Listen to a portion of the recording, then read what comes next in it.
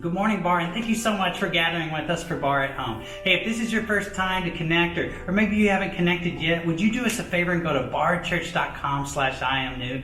There you can fill out a little bit of information, and we would be so grateful. Thank you for doing that. We have an awesome event coming up in just 2 weeks. It is Senior Celebration. This is a night where we get to come together and celebrate our seniors. It's a unique world that our seniors are living in, so we're going to set aside some time on Sunday, May 16th, at 7 o'clock to come in the building and enjoy an evening under the stars. You can find out more information and get your tickets at barachurch.com/senior celebration. And now it's time to finish our series, Batter Up. Thanks again for gathering with us, and let's hit a home run. Good morning. We are going to begin our gathering in prayer. Would you pray with me, please? Father, thank you for being who you are and how you are and being here. Wherever we are, wherever we're watching, whatever day, month, year, you're here. You're with us. You're in this moment. There's no part of creation that you do not inhabit. And Father, you inhabit the praises of your people. You are the Lord of the Word, and you're the Logos, Father. You are in everything we do. You're in the love that we give each other. You're in all of it. So I pray, Father, you'd get glory. I pray, Father, through this gathering, we'd be strengthened, we'd be encouraged, our hearts would be emboldened to live boldly. And I pray, Father, for your will to be done in our lives and in this church and in the hearts of everyone that is listening now. Thank you, Father, for hearing our prayer. Bless this gathering. It's through your beautiful name I pray, for a church that I love. Amen. Bara Church, please join us while we worship. He's coming on the clouds, kings and kingdoms will bow down, and every chain will break, his broken hearts declare his praise. But who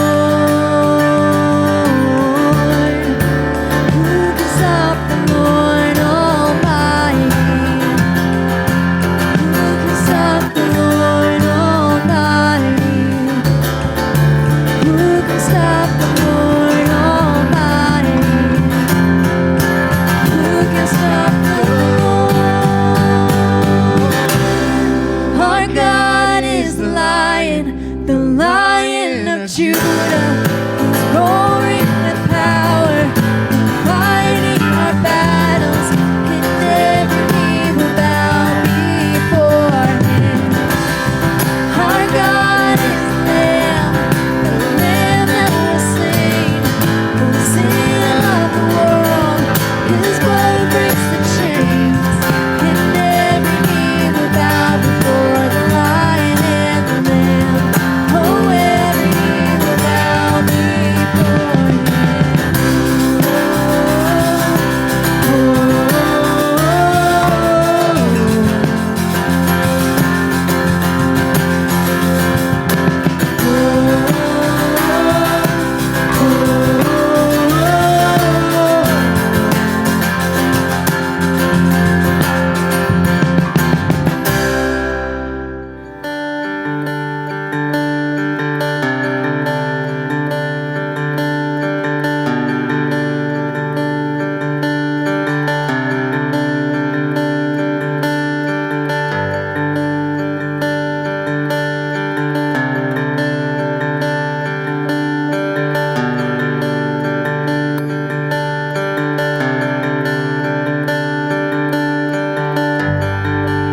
Worthy of every song we could ever sing,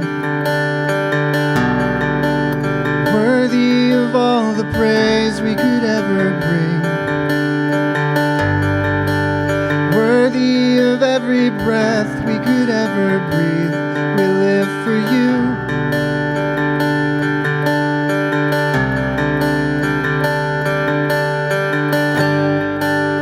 Jesus, the name above every other name. Jesus, the only one who could ever save. Worthy of every breath we could ever breathe. We live for you. Oh, we live for you. And holy, there is no one like you.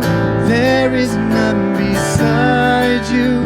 Open up my eyes in wonder and show me who you are, and fill me with your heart and lead me in your love to flow surround me.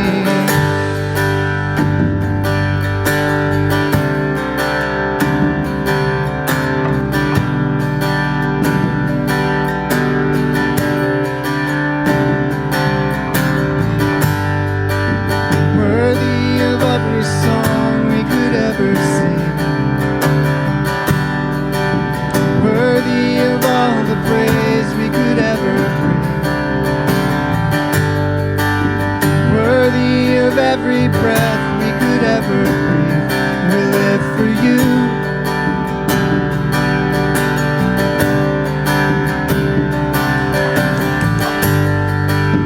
Jesus, the name above every other name. Jesus, the only one who could ever save. Worthy of every breath we could ever breathe. We live for you. Oh, we live for you. Holy, there is no one like you. There is none beside you.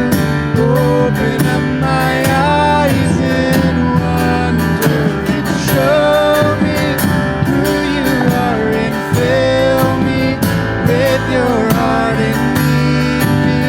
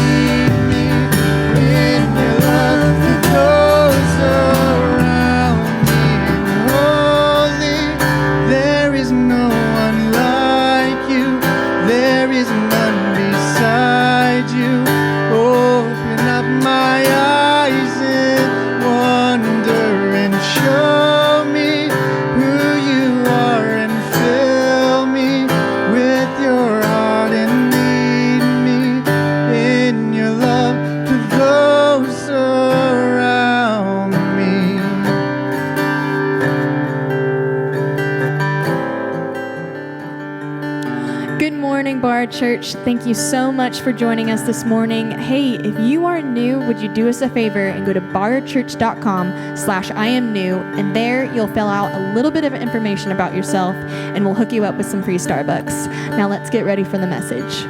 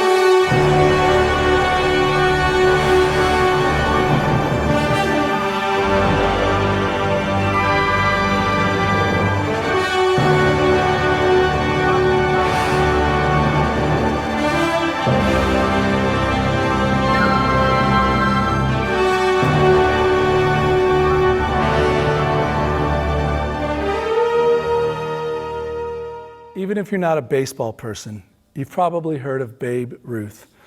And one of the things you've probably heard of Babe Ruth is that he called his shot. Until recently, there was actually no proof of Babe Ruth calling his shot until last fall when this clip surfaced. Check it out. I would like to say a few words on my favorite topic. That said topic being a gent by the name of George Herman Ruth. What a man. The Babe and I got back to town an hour ago from an all-day fishing trip out on the south shore of the Long Island Sound. Between week fish, the gang did a lot of reminiscing about the series, and everybody agreed that the high point of the whole works was Babe's homer in the fifth inning of the third game out in Chicago. I've played a lot of baseball, but I have never seen so much nerve on display before.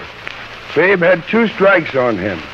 There were 50,000 Cub fans giving him the old Bronx cheer, and the Cub players were riding him from the field. So what does he do? He stands up there and tells the world that he's going to sock that next one. And not only that, but he tells the world right where he's going to sock it, into the center field stand. A few seconds later, the ball was just where he pointed, in the center field stand. He called his shot and then made it. I ask you, what can you do with a guy like that? What can you do with a guy like that? That's a good question. I would say this, we can learn from him. So we're in this series called Batter Up. And the premise of Batter Up is literally, it's about getting onto the field, moving from the stands to the dugout, from the bleachers to the bench, into the batter's box. And we started it off with a message called Step Up. And we said, all of us have this life calling. And then we said, well, once you step up and get in the box, you also need to step out, look up the line, and get your sign. And that was a message about hearing God's voice. Last week, Ryan did a great job with a message about understanding the call of peace and the value of peace. And this thing was called Loosen Up, and it was so good, and I learned so much. And hopefully you've learned a lot from this series like I have. So how do we conclude it today? Well, the message is called Point Up. And like Babe Ruth pointed up into the stands, we're going to be challenged today to point up. And we've asked questions along the line in this series. Questions like, what's my calling? Or how do I hear God's voice? Or how do I have more peace? Well, today's question is, how do I have less fear? That's a good question, one that all of us wrestle with, fear.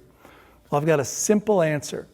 If you want less fear, then you just have to take less risk.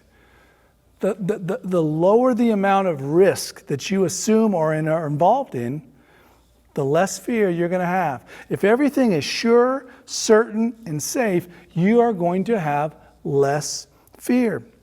But C.S. Lewis says this: courage is not just one of the virtues, but it's the form from which all the other virtues are tested. It's that we're called to live courageously, not as cowards, but with fear, not fearlessly, but to literally have this courage that's in us.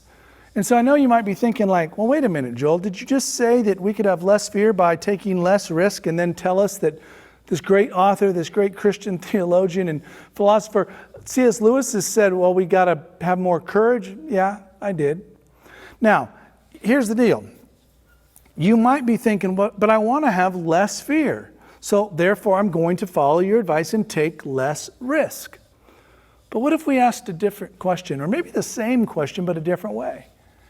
How do I have more faith? Well, the answer to that's simple too. You take more risks. The more risk you take, the greater your faith will become.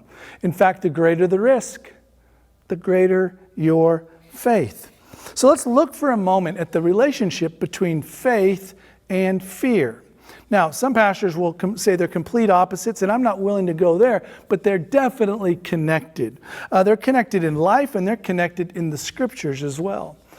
Look at the words from Revelation 21:8. It says this: but as for the faithless, there's faith, as for the faithless, the detestable, as for the murderers, the sexually immoral, sorcerers, idolaters, and liars, their portion will be in the lake that burns with fire and sulfur, which is the second death. You go, okay? Faithless, I get that. I'm not faithless. Oh, wait, I read it wrong. Hold on, let me read it correctly. But as for the cowardly, the faithless, the detestable, as for murderers, the sexually immoral, sorcerers, idolaters, and all liars, their portion will be in the lake that burns with fire and sulfur, which is the second death. The cowardly and the faithless. Ouch. Like, we didn't want to be in that list before, but then you throw in cowardly, and I bet you all of us could relate to that. All of us have had times in our faith where we've been a bit cowardly. See, on the surface, fear is an emotion and faith is a decision. But what's the opposite of fear? Is it peace? Is it trust? I'll submit to you, it's actually security. It's security. And then you say, well, what's the opposite of faith in it? That's doubt. I mean, how are they connected? Well, if you doubt something, then you're not sure about it.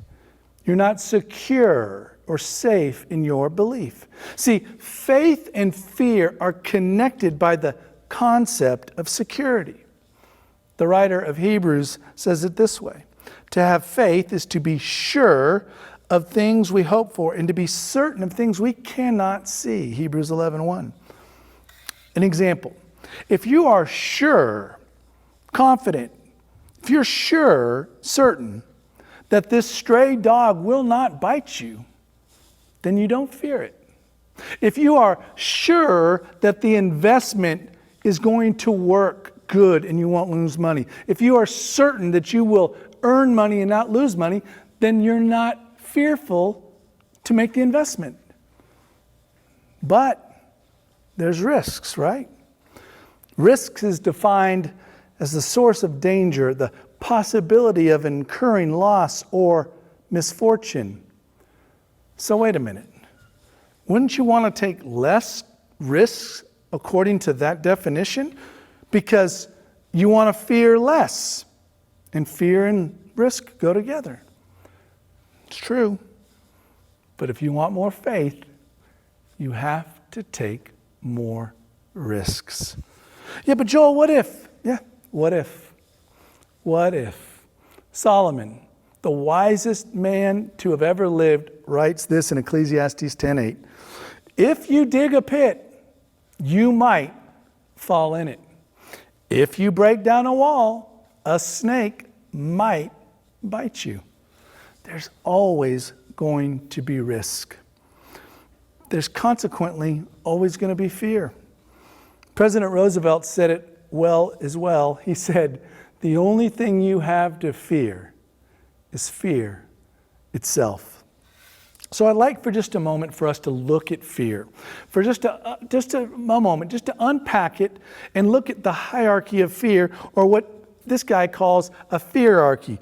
Karl Albrecht says that there is a relationship that all fears flow from these 5 primary fears. So here they are, the 5 basic fears, of which all other so-called fears are manufactured. First one, extinction.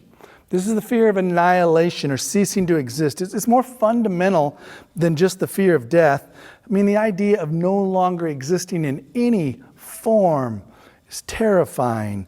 It's anxiety causing. It's the panicky feeling you get when you look over the ledge of a tall building.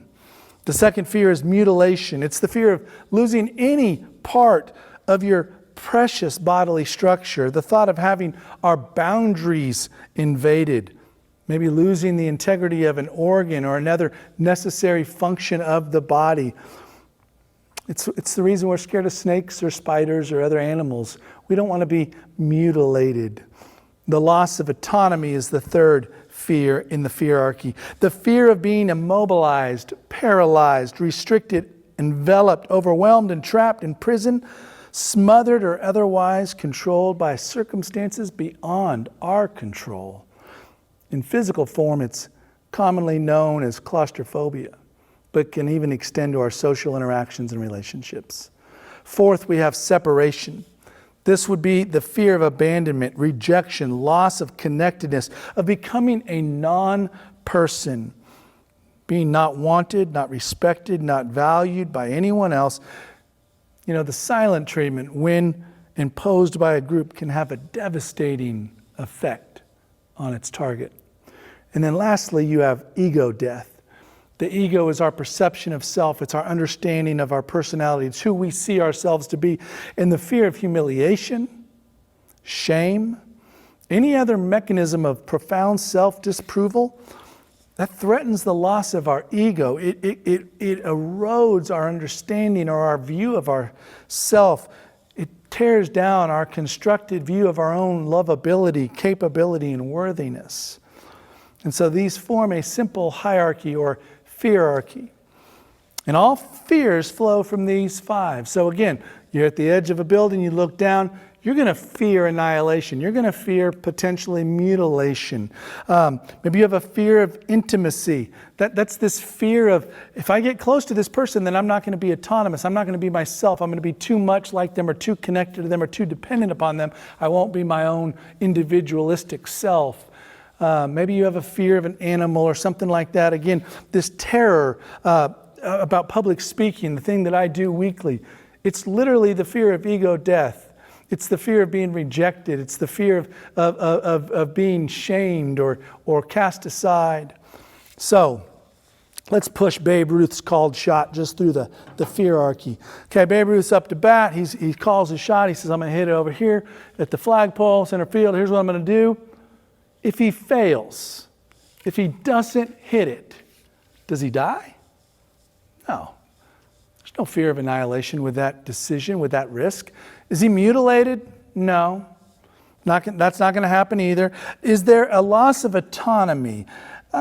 Maybe, probably, not really though. I mean, he's not going to be smothered. You know, he might get choked up, but not really a true loss of autonomy. There could be some separation, some abandonment, but really it comes down to this fear of ego death, where he's going to feel shame and humiliation for saying, here I'm going to do this, and then he doesn't do it. So really 1, maybe 2 out of the 5, still a risk, but it's not a huge risk if you think about it, and yet no one does that because it is still a risk. So, just like Babe Ruth called a shot, there's somebody else that called their shot. Now, Babe Ruth wasn't first, and in fact, his risk wasn't the greatest. We're going to talk today about King David, about David the shepherd boy at this stage in the story, about David in 1 Samuel chapter 17. And while you turn there or click there, I'm just going to give a quick overview, some backstory, set a little context for us. It's a familiar story, just like Babe Ruth is familiar, the story of David is. I preached on it last spring, in fact, in the Views series. And I'm going to come at it from a very different angle. In fact, most of the time when we talk about David, we juxtapose him with Goliath. We talk about the differences between this little boy David and giant Goliath. David the shepherd and Goliath the soldier. And we talk about how it was such an underdog story and such a mismatch and how it took so much courage for David to fight Goliath. And all those things are true. Yes, he fights a giant that others refuse to face. Yes, he hears one time what the Israelite army heard 80 times, and that's enough for him to say, no, you're not going to talk about my God. You're not going to defy my God and defame his name at all. And yes, he does something that is completely risky, and he's got to have fear when he does it. But it's really the difference between David, not in Goliath, but David and the other soldiers, which include his siblings, and David with Saul, who's the king, that makes what the shepherd did so miraculous and powerful and worthy of our consideration today. So, David is gone on an errand. The Philistine giant has said 80 times, 40 days, morning and night, hey, let's fight. It's a representative battle. He says, just pick somebody. We won't have to have both armies go at it. We just need one, and we'll throw down. And 40 days, two times a day, 80 times, the Israelite army, the best of the best, the soldiers, the strong, the ones that should have done the fighting, run in fear, are full of dread. They're seized with terror at the thought, at the view, at the prospect of facing this giant. And so Jesse, David's dad, sends him on an errand and says, hey, go take these cheeses and some bread to your brothers. Basically, he's running a pizza to them. He says, drop it off with the commander of the unit and go find out how your brothers are doing. Bring me back some assurance of their well-being. So David's obedient. He does it. He leaves the sheep in the field and he heads to the battle scene. And we'll pick the story up in verse 16. It's a recap. For 40 days, the Philistine came forward every morning and evening and took his stand. And then verse 20, now he's on the errand. Early in the morning, David left the flock in the care of a shepherd, loaded up and set out as Jesse had directed. He reached the camp as the army was going out to its battle positions, shouting the war cry. Israel and the Philistines were drawing up their lines facing each other. David left his things with the keeper of supplies, ran to the battle lines, and asked his brothers how they were. And as he was talking with them, Goliath, the Philistine champion from Gath, stepped out from his lines and shouted his usual defiance, and David heard it. Verse 24 says, whenever the Israelites saw the man, they all fled from him in great fear. Okay. The soldiers have the authority. They're called to fight. They're in the army. David's not in the army. He's too young, or he's not been drafted or something, but he's playing harp for the king. He's doing something, but he's not in the army. He has no authority. The only authority David has at this point is to take some bread and cheese to the commander of the unit and check on his brothers. The soldiers, his siblings, have all the authority. Say, well, okay, they have the authority to do it. But this guy's like between 6'9" and 9'10". Like, he's a huge dude. Is there anybody that has the ability? Yeah, there's one guy. Saul, the king. The king has the ability. Saul has the ability. The scriptures say he is a head taller than everybody else. He's like a foot tall. The average guy's like 5'2" back then. David might have been that height at that point, between 13 and 20, depending on scholars. But Saul is like at least 6 foot something. And the giant is 6'9", 6'10", up to 9 feet. Saul's the biggest guy in the army. Now, it was frowned upon for the king or the prince, that would be Jonathan, the warrior, to fight. But if anybody could have done it, I mean, Saul, yes, he's old, between 50 and 70 at the time, but he's still throwing spears. He's throwing them at David later in the story, we'll see. He's never been a coward when it comes to military might. He's always been a great military leader. He doesn't have the blessing of God, but he does have the ability. So wait a minute. David doesn't have the ability and he doesn't have the authority. But David is going to be the guy that fights? Let's pick it up. So, David says, I'm going to fight him. Everybody's like, you don't have the ability. His brothers are like, you don't have the authority. I know why you're here. It's just your wicked heart. And everybody's telling him no. The critics are chirping in. But, verse 41, meanwhile, the Philistine with his shield bearer in front of him, 2-on-1 now, kept coming closer to David. He looked David over and saw that he was little more than a boy, glowing with health and handsome, and he despised him. Verse 43, he said to David, am I a dog that you come at me with sticks? I mean, he's insulted. And the Philistine cursed David by his gods, not David's gods, by his own gods. Come here. Come on. Come on. That's what he's saying. Let's go. You ever seen like a pitcher being a guy in the batter? He's like mad, and then the pitcher's like, let's go. That's Goliath. Like, let's go. Let's fight. He says, come here, he said to David, and I'll give your flesh to the birds and the wild animals. He said, I'm going to kill you, man. I'm going to kill you. Here's what happens. Verse 45. David said to the Philistine, you come against me with sword and spear and javelin. So there's three things, right? But I come against you in the name of the Lord Almighty, the God of the armies of Israel, whom you've defied. Up until that point, it said that Goliath defied the armies of Israel. But David says, no, you defied God, man. You defied God. That's a lot bigger than just insulting the army. You're up against God. I come against you with the name of God, in the name of the Lord Almighty, the God of the armies of Israel, whom you've defied. This day the Lord will deliver you in my hands, and I'll strike you down and cut off your head. This very day I'll give the carcasses of the Philistine army to the birds and wild animals, and the whole world will know that there's a God in Israel. All those gathered here will know that it's not by sword or spear that the Lord saves, for the battle is the Lord. And he will give all of you into our hands. You want to talk about smack. You want to talk about calling your shot.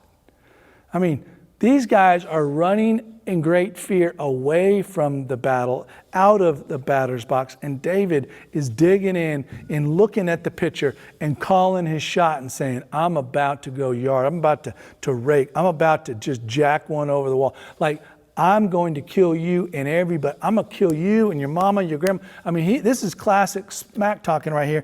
And he is saying it to Goliath, whom everyone is fearful of. See, David didn't have the authority. And truly, based upon everyone's interaction and what they're saying to him, he didn't even have the ability. No one thought he could do it. But you know what he did have? He had the audacity. He had the audacity to take the risk. He had the audacity to face his fear, look fear in the face and say, this is about God. Yeah, I'm going to call my shot, but it's going to be God who's calling the shots. I could have come from so many different stories to preach this sermon. Man, I could have started with Abram, who's got the faith and says, hey, we're going to go up the mountain, me and Isaac, my son, and we're coming back. He calls his shot. Moses, who we talked about earlier, he calls his shot by going back into Egypt with the wanted dead or alive posters everywhere. Ryan did a great job talking about Shadrach, Meshach, and Abednego, saying, hey, even if, guess what? We're not scared. He could have done Daniel. I could have come from Peter stepping out of the water. Jairus saying to Jesus, he's the ruler of the synagogue in the New Testament. He's a Jew, and he says, hey, I need your help. That's calling his shot. All of these stories, Stephen standing up while the stones are flying, all of these ones, man, they're taking great risks. There's no shortage of risk takers in the Bible. I could have come from Hebrews 11. It's like Cooperstown, which is where the Hall of Fame for baseball is. It's like the Cooperstown of faith in the Scriptures. But I chose David because, again, he calls his shot and he swings his sling and he kills the giant.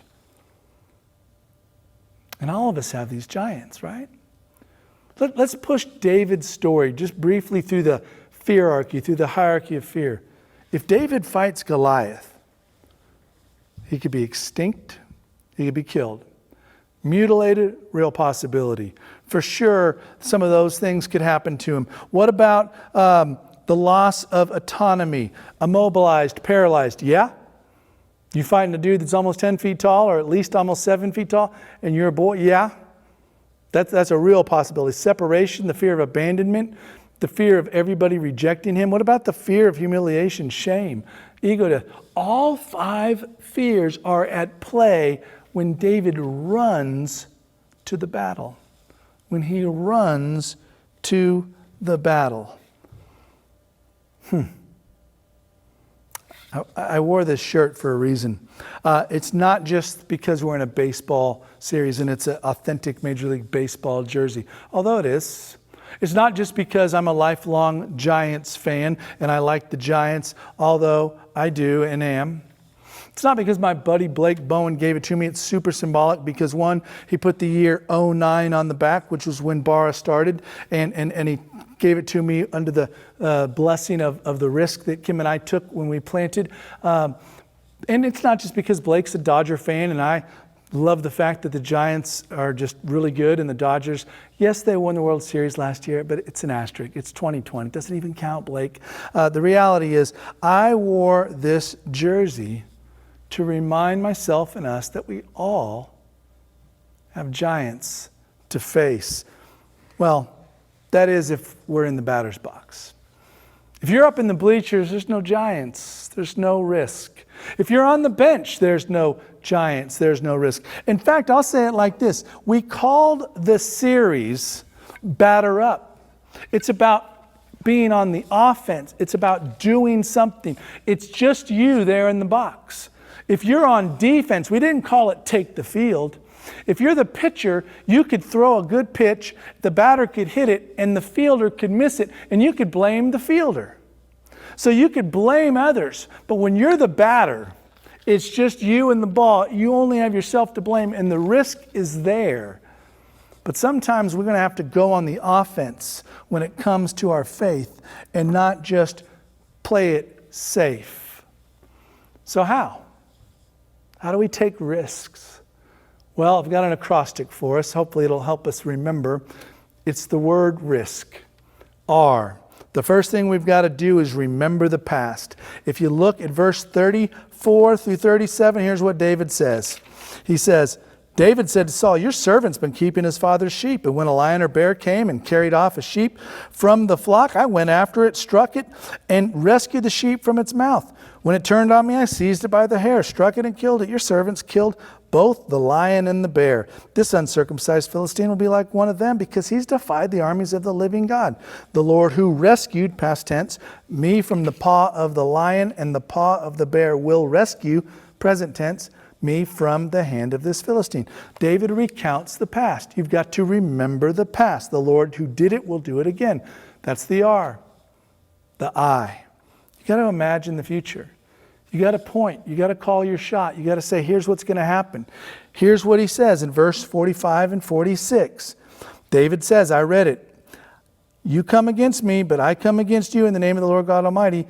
This day the Lord will, future, deliver you into my hands, and I'll strike you down, future, and cut off your head, future. This very day I will give the carcasses of the Philistine army to the birds and the wild animals, and the whole world will know that there's a God in Israel. Here's what I'm going to do. He's imagining, he's vividly saying, not only am I going to kill you, but I'm going to kill everybody and the birds. He's imagining the perceived or the desired future. When you want to take a risk, you're going to have to get into the future and imagine. As we get older and we get more fearful and we get more risk adverse, our imagination begins to die. Don't let it die. Imagine a better, stronger, more beautiful, more faith-filled future. The S in risk. Swing for the fences. I love in verse 48 and 49, David, as the Philistine moved quickly closer to attack him, David ran quickly toward the battle line to meet him. Reaching into his bag and taking out a stone, he slung it and it struck the Philistine on the head. At some point, you're going to have to swing. You can come from the stands from the bleachers to the bench and from the bench to the box. You can get your sign from the coach. You can loosen up and be loose. But at some point, you're going to have to swing. You're going to miss every pitch you don't swing at. And it's going to be scary. But you can't stand still. You're going to have to swing. And the K in risk is to know that God is with you. David says, God's going to do this. God's going to do this. God's going to do this. Let me tell you something. You got to swing before you know. You can see it and imagine it, but you got to swing. David had to swing the sling, to sling the swing, the sling before he knew it. It was faith, but his faith grew once he took the risk. It's really God calling the shots if you think about it. And I'm going to close with two stories. Two stories that I hope will encourage you in your faith. Two stories about two preachers. I don't have time to go in great detail, but both took big risks. Both have big faith. And you know both of them. You've heard their names. I think one of them you know better than the other, but one is definitely known by significantly more people. And it may be the only time you'll hear them in the same sentence. But I want to close with two stories. One of me, Joel Keelite, and one of the famous Reverend Billy Graham. I know what you're thinking. Okay, my story started over 7 years ago. I had a vision in my prayer closet, and God told me that He was going to give Bara Church land just across the highway from our building now. It was owned by Ross and Sarah Perot, and that God would give us this land for His glory and the good of others, and we would build a church building, a permanent structure there. It was this vision that started in my prayer closet February 3rd, 2014. I drove straight to Kim's work. The vision was confirmed in her, and then at that moment I had to live with the vision, and what a risk, because I had to start to tell people, and sometimes when I would tell people, they'd think I was crazy and they'd leave the church or distance themselves from me or send me emails like, we need a better plan for our future than a vision. So, the time comes, I write Ross Perot a letter, he gets the letter, calls me, now it's February 4th, 2016, just about 5 years ago, and says, hey Joel, got your letter, give me a call. I'm playing Ultimate Frisbee with Ryan and Young Life Kids. I get the voicemail, I call Kim, I'm like, hey, guess who called me? And she's like, Ross Perot Jr. I'm like, how'd you know? She says, we've been praying for this for 2 years. You wrote him a letter, like, of course. So I go home, I pray with Kim, I go out to the property where I usually go in my truck and park and pray, and I begin to pray, and then I call Ross. He says, hey, I got your letter. Listen, Joel, a lot of churches have been interested in this land throughout the years, but your letter really interested me. And I stopped him in the middle of a sentence and I said, Ross, let me interrupt you. At the risk of offending you, I need you to know this is not a business proposition. It's not a business deal at all. This is a vision from God about us being given land that you have, that God's giving this to us. And we started to talk, and I shared the vision with him, and he was so affirming and literally said, Sarah and I have been praying for 20 years about this very thing. And again, I don't have time to get into all the details, but he did say this. You know, Joel, this morning I was reading in my devotional by my friend Rick Warren, and the devotional said, if you have a small faith, you need a small God. But if you have big faith, you're going to need big God. If you have a big vision, you will need a big God. And he said, Joel, it's obvious that you're a man of big vision, and that's how I am. And so I want to talk to you more about this. And again, so much more could be said. But I remember calling Kim, and I said, listen, God was with me. I knew it. God was with me. Now, this Billy Graham story, you can talk about a risk. I mean, that was a risk for me to write this guy a letter saying, hey, I think God wants you to give some land to us. I know it's kind of crazy. Calling him. All these things were fear producing, but I know I had to do it because it was God calling the shots. Now, Billy Graham's story is even crazier, I think. It's 1952. His ministry is just getting started. When he preached on the West Coast, LA, California was blowing up. There was a lot of revival, and it was always a racially integrated crowd. But when he'd come to the South, it was segregated. And so his people are saying, hey, Billy, we got to keep it segregated. And Billy kind of sensed like, no, this is not right. Like, this is not good. And then he had this revival, and the governor of Mississippi at that time, Governor Hugh White, ironically, said, Billy, you can put the blacks and whites together, but here's what we're going to do. We're going to have a rope right down in the crowd. We'll put the rope. So you don't have to have two events. But our compromise is going to be that we'll have a rope that will divide the blacks and the whites. And Billy got up on the stage and he looked out at the sea of humanity and the people there in 1952, and he saw the blacks on one side and the whites on the other. And Billy Graham, against all his advisors, against common sense, against the threat of losing financial support and all the momentum that his ministry was just now generating, walked down off the stage and grabbed the rope and tore it and broke it and said, take the rope down. When the ushers tried to put the rope back up, Billy himself stopped him and said these words. There's no scriptural basis for segregation. The ground at the cross is level. It touches my heart to see whites standing shoulder to shoulder with blacks at the cross. 1952, in like 16 years before Martin Luther King's on the scene, Billy Graham's tearing the rope down saying, no, that's not going to be what we're going to do. It's a huge risk. Listen, you don't have to be Babe Ruth and call your shot, but you do need to remember the words that Babe Ruth said. Never let the fear of striking out keep you from playing the game. You don't have to be King David or the shepherd boy David and face your fears to take your cuts. You don't have to. But all of us are going to have giants to face.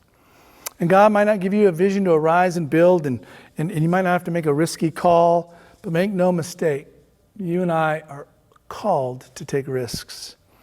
And while God created only one Billy Graham, all of us are called to take a stand for God. So let me tell you something right now. I want you to listen close. If you have been saved, you have the authority to take the risk. If you have the Spirit, you have the ability to take the risk. The question is simply this: do you have the audacity to take the risk? If you want less fear in your life, it's simple. You need more security, and you need to take less risk. But if you want more faith in your life, it is too also simple in theory, but difficult in practice. You're going to need to take more risks.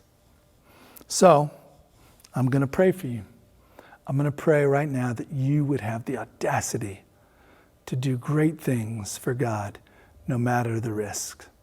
Let me pray.